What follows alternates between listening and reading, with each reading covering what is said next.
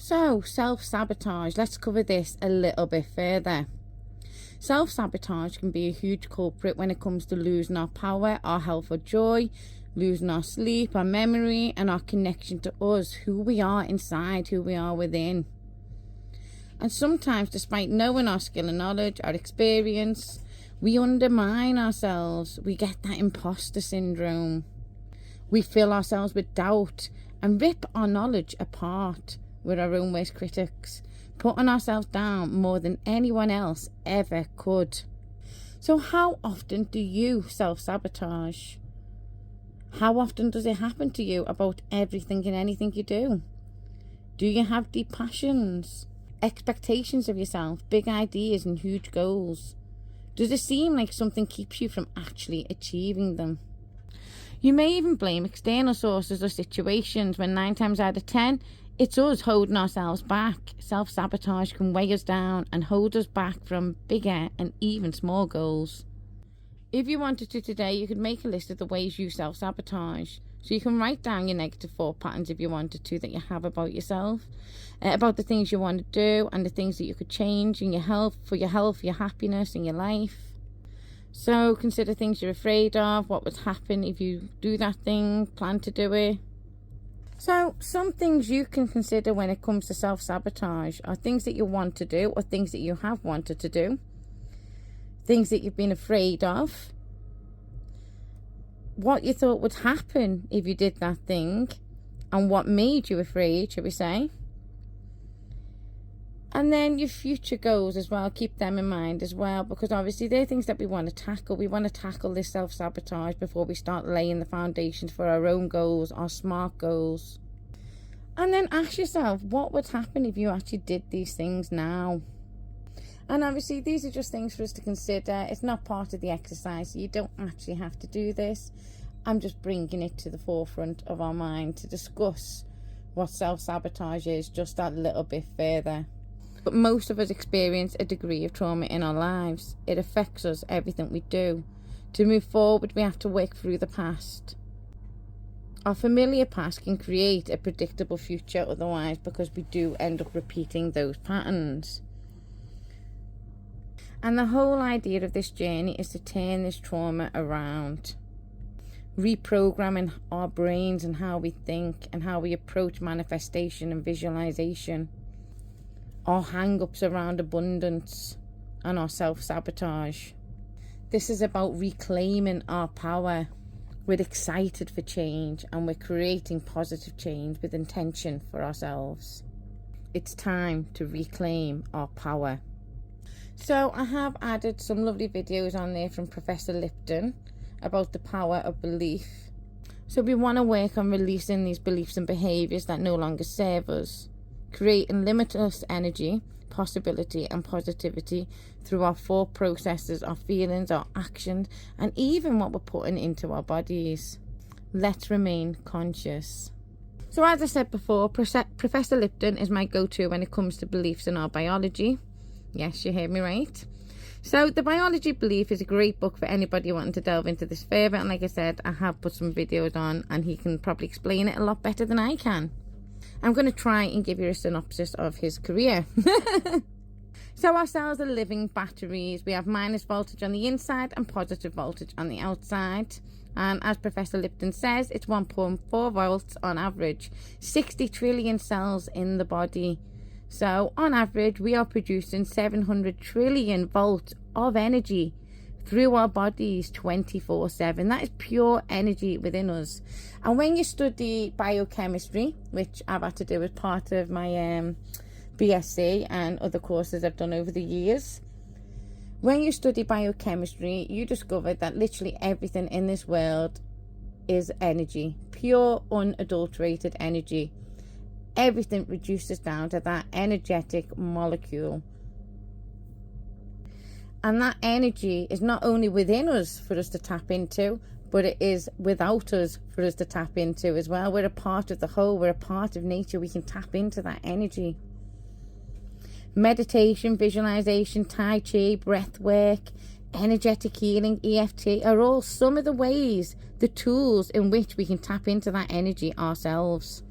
We can use that energy for healing, self-healing, healing others, manifestation. It's all about our intent. Our health comes down to the health of ourselves and whether they receive the right signals and commands. Okay, so to understand that, you have to understand that our body is essentially made up of protein and fat. The protein is the building blocks and the fat is the protective, so to speak, casing around everything. So we need fat. Our brain essentially needs fat in our diet. And since the war on fat came into play in the 60s, we've seen so much dementia and Alzheimer's on the rise. It's unbelievable. And there are studies taking place at the minute that is linking this to a lack of good fat in our diet, animal fat. It's animal fat that we need in our diet for this. But again, we're taught that the nucleus is the brain of the cell, and that isn't the case at all, as Professor Lipton proved in 1962. And in fact, it's more of a receptor that receives information, receives signals, and then tells the cells what to do and gives it its function from there, like a delegator, so to speak. But the brain is the command center. Our brain, that is. But disease can interfere with the signals that the brain then sends to the cells. But you can either have it where the protein is bad in the cell or the signal is bad. And less than 5% of the population is actually born with birth defects at a cellular level, genetic defects. The rest is at a protein level, which means 95% are born with a healthy gene expression. Protein is basically the building blocks of life. It provides a healthier cellular circuit. But according to Lipton, there are 3 ways to mess up that signal. The signal coming into ourselves. Trauma interferes with the signal. Toxins. So if the biochemistry and microbiome of the body is not balanced, then the signal is interrupted. It can't flow through that chemical connection. And finally, our thought processes, the mind, sending the wrong signal at the wrong time. The mind is the primary cause of illness today in that respect. And that's down to perception. And how we see the world can affect our biology, and it can be really difficult to wrap our brains around that, and it's called epigenetics. Epi meaning above, so above the genetic program. The brain is a powerful tool, a computer control system, and the gene is the blueprint. Okay, it has no actual control. It's either read or not read. And we don't have to be a victim to our genes. We can explore epigenetics, learn about it, and learn to use that to our advantage. And obviously, we know now that the environment actually affects the cell. The environment makes a lot of these changes that we experience, whether it's diabetes, autoimmune conditions, disease. A lot of the time, it's down to the environmental changes that are taking place in our cells, changes forced by the environment. And our genes make 30,000 different proteins from one blueprint. You can start with good, healthy, strong genes, but epigenetic controls of factors create health conditions and disease. Greg Braden said, if you look for the disease, you can create the disease through epigenetic programming. And it's an amazing field of science to look into. And it can also be passed parent to child like genes, but the major difference is that you can change your epigenetic expression at any time. You are the powerhouse behind that. And again, this ties into the placebo effect, which is scientifically proven to work. It's very powerful and still adopted in Western medicine to this day, without patients even knowing.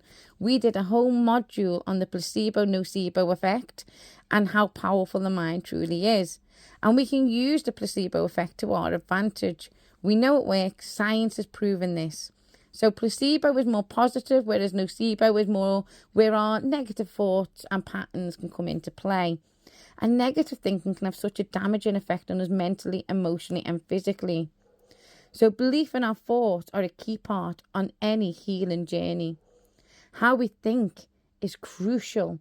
How our brain processes information and perceives the world around us is crucial. The environment we are in is crucial. But going back to the placebo effect, Prozac, for example, has little more to it chemically than a sugar pill. Yet the placebo effect kicks in, and it's a very effective drug as a result, but it is still a placebo drug.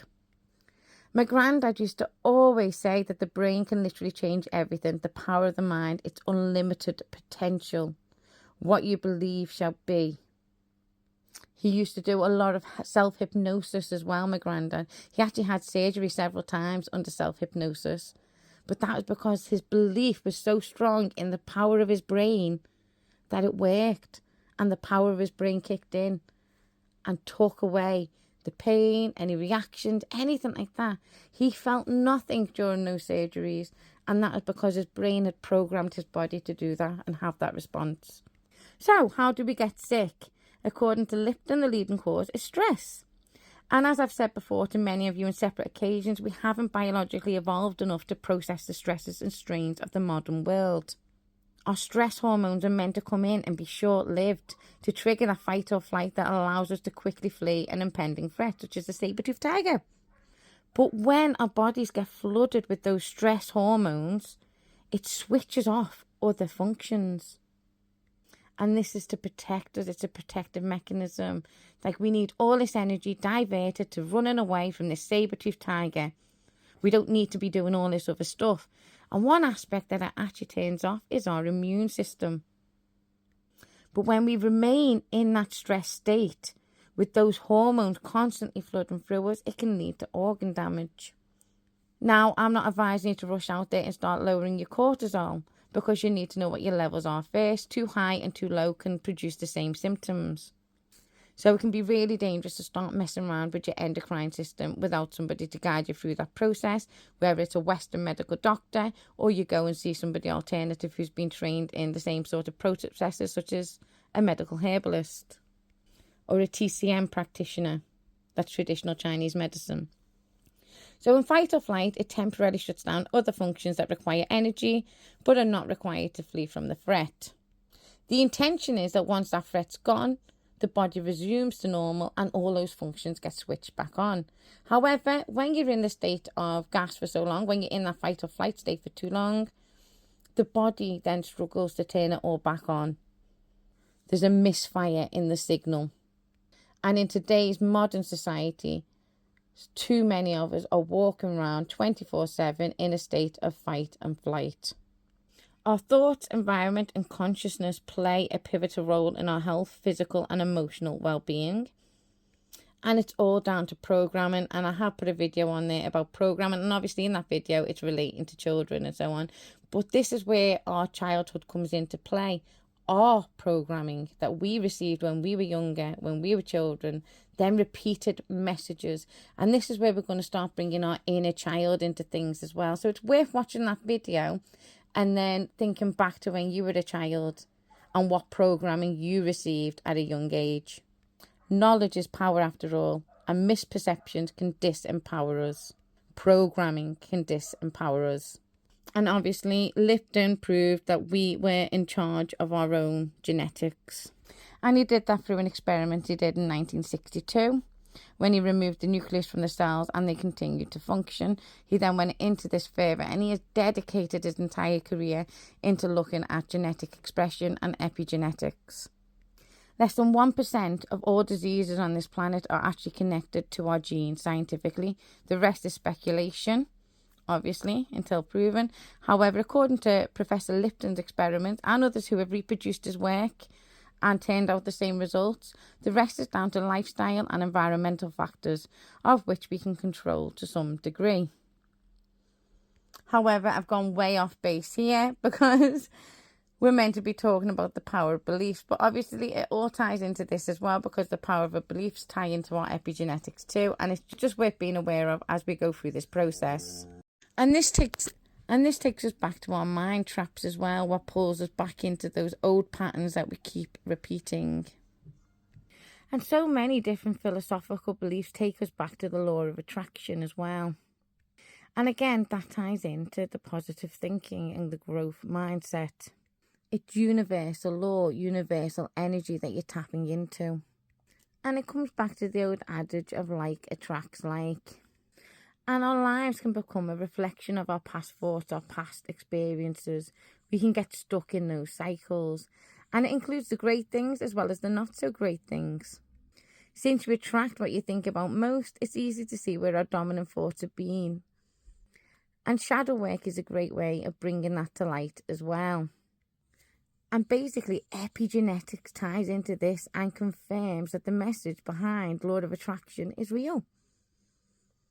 If you can think about what you want in your mind, focus on it, make it your dominant thought, then you bring that energy in. You invoke that energy. We are our thoughts, as my granddad used to say to us.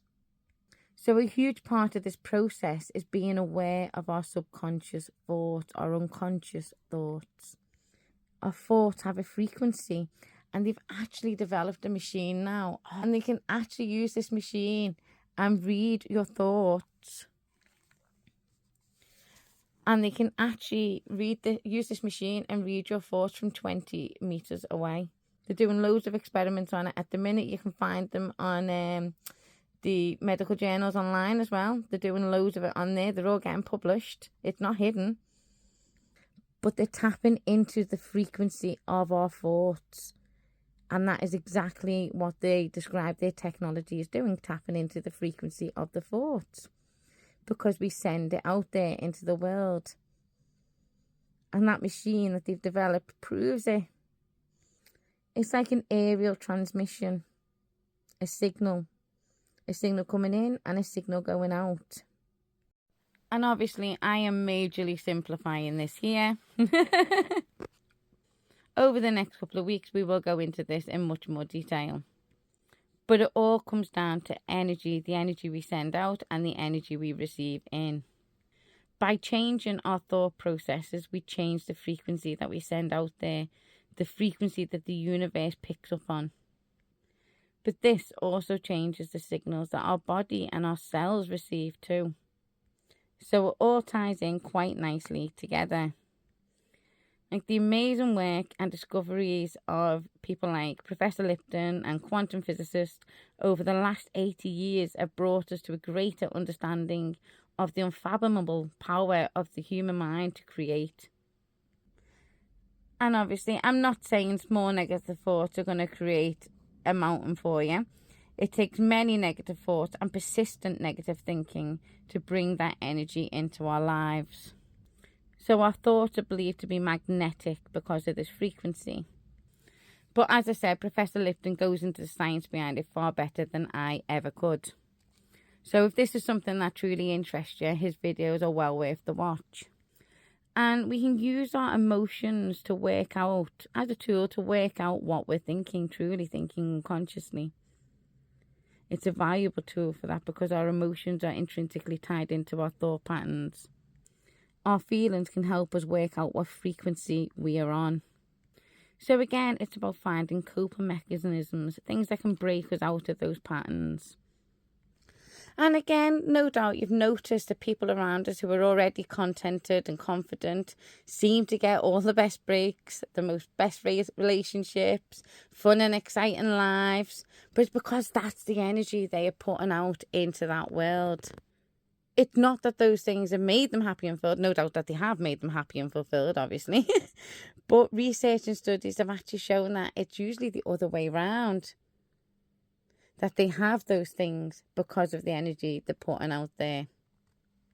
And obviously, life likes to get in the way of that. It deals us crappy hand of cards, so to speak, for lack of better terminology. And some of us have to deal with more knockbacks as a result, and difficulties than others, and obstacles to jump over. So it's natural at times to feel a bit deflated, especially when starting this process. But who determines what success is? What are the markers for success? Because we all have different goals in life. We all have different dreams in life. And we all have different spectrums of success. What we would consider successful. And it's not a simple process because telling you that is deceitful and patronising. Having to rewire our brains and how we think and approach things and develop a growth mindset is hard work. It's hard graft.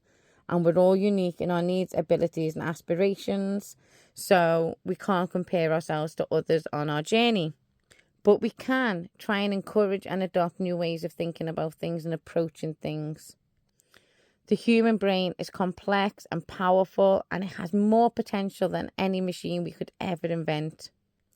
And research shows that it can take up to at least 3 weeks to establish a new habit, longer if that new habit is designed to replace an old habit. So you can't really rush this process. You have to take your time, Harry. Reprogramming ourselves is hard graft. It's hard work. And regularly you can fall off the wagon, but don't beat yourself up about that. That happens quite regularly. Change takes time, and you have to want to do it for yourself. You can't want to do it because somebody else wants you to do it. You have to have that want for yourself. It's about learning to change our physical and mental responses to stress, distress, fear, anxiety, frustration, anger, whilst trying to tap into that joyful, contentment, creative energy, that fun energy and the positive energy, and releasing the load of grief and trauma that we're carrying on our shoulders in the process. And I do like this poem by Ralph Waldo Emerson. It was written in the 1800s and he was a philosopher. What is success? To laugh often and much, to win the respect of intelligent people and the affection of children, to earn the appreciation of honest critics and endure the betrayal of false friends, to appreciate beauty, to find the best in others, to leave the world a bit better, whether by a healthy child, a garden patch, or redeemed social conditions. To know even one life has breathed easier because you have lived, that is to have succeeded. So I think one of the things we all have to decide for ourselves is what success means to us. And we can stop waiting around for an inscrutable universe to favour us with its blessings. Because you can't order happiness any more than you can order up a fancy car or loads of money.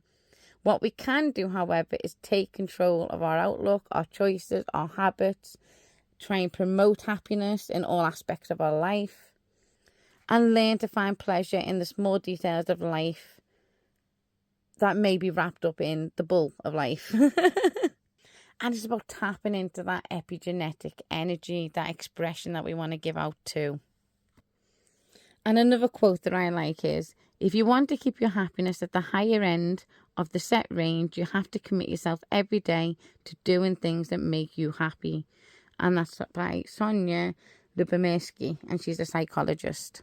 And happiness is also a biochemical process because we release endorphins and they reduce the levels of our stress hormones.